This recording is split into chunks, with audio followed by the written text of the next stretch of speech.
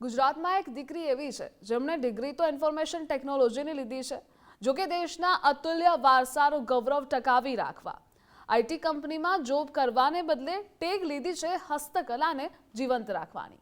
કોણ છે આ દીકરી? જાણવા માટે જુઓ ડિગ્રી નહીં દેશવાલો।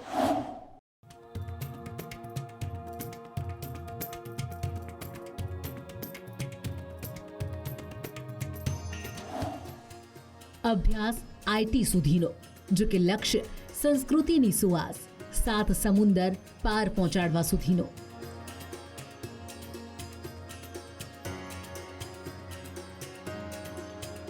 ફિલ્મી નહીં બલકે રિયલ કહાની છે આ છોટાઉદેપુર જિલ્લાની। દેશનો અતુલ્ય વારસો લુપ્ત ન થાય અને વારલી ચિત્રકલાનો વ્યાપ સમુદ્રની સીમાઓ પાર પ્રસરાય તે દિશામાં ભગીરથ પ્રયાસ કર્યા છે અર્ચનાબેન રાઠવા।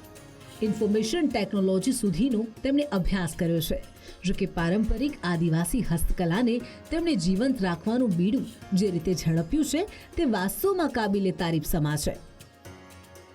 આ સંસ્કૃતિમાં પ્રકૃતિને બહુ મહત્વ આપવામાં આવ્યું છે। પ્રકૃતિમાં જેમ કે પહાડ છે, નદી છે, ખેતરો છે, જેમ વનસ્પતિઓને કેવી રીતે આપણે સાચવીએ છીએ, પ્રકૃતિને કઈ રીતે સાચવીએ છીએ તે આપણા આદિવાસી લોકો સુધી પહોંચાડવા માટે આ દિવાલ પર બનાવે છે અને હવે તો દિવાલ પર કરીને કેનવાસ પર કરીને લોકો સુધી પહોંચાડે છે।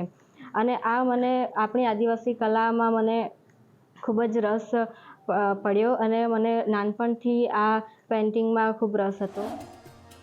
મહત્વનું છે કે વારલી ચિત્રકલા એ ભારત દેશના પશ્ચિમ ભાગમાં આવેલા સહ્યાદ્રી પર્વતમાળાના ઉત્તર ભાગમાં આવેલ ગુજરાત રાજ્યના ડાંગ, વાંસદા, ધરમપુર તેમજ મહારાષ્ટ્ર રાજ્યના દહાણુ, તલાસરી, મોખડા, જવાહર, વિક્રમગઢ, સુરગાણા વગેરે વિસ્તાર ઉપરાંત દાદરા નગર હવેલી વિસ્તારમાં વસવાટ કરતા આદિવાસીઓ પૈકીની વારલી જાતિના લોકોની પરંપરાગત ચિત્રકળા છે, જેમાં પ્રકૃતિથી લઈને પરંપરાઓના દર્શન સ્વાભાવિક રૂપે થાય છે।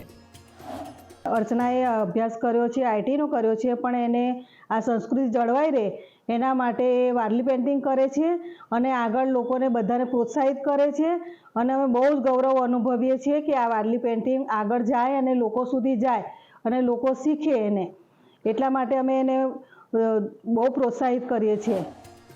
9 ઓગસ્ટનો દિવસ આપણે વિશ્વ આદિવાસી દિવસ તરીકે ઉજવીએ છીએ, ત્યારે જરૂરી એ પણ છે પ્રકૃતિના દર્શન કરાવતી અને દેશનું ગૌરવ ઓર વધારતી હસ્તકલાનું પણ જતન એક સમાન થાય। કહેવાય છે કે ભારત દેશમાંથી હસ્તકલાઓ ધીરે ધીરે લુપ્ત થતી જાય છે, પરંતુ આજે હું ખૂબ જ પ્રાઉડ સાથે કહેવા માંગુ છું કે છોટાઉદેપુર જિલ્લામાં આજે પણ એવા અનેક કલાકારો હયાત છે કે જેઓએ પોતાની સંસ્કૃતિના વારસાને આજે પણ અકબંધ રીતે જાળવી રાખ્યો છે, તેમજ પોતાની સંસ્કૃતિની બેનમૂન ઓળખને દેશ તેમજ વિદેશમાં પ્રસ્થાપિત કરી છે અને પોતાના ગુણગાન ગવાતા કર્યા છે। તૌફિક શેખ, ગુજરાત ફર્સ્ટ, છોટાઉદેપુર।